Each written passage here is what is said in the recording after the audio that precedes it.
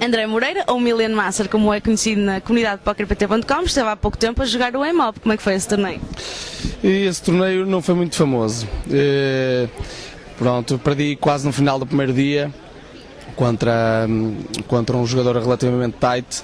Ele deu-me cola tribeta às damas, na borda virou uma dama e pronto, eu blafei o resto e ele deu-me cola. Fiquei com poucas fichas, depois perdi de rei dama para ases. Depois joguei um side event também e acabei por perder a 8 lugares do dinheiro com reis para 8 quadra off.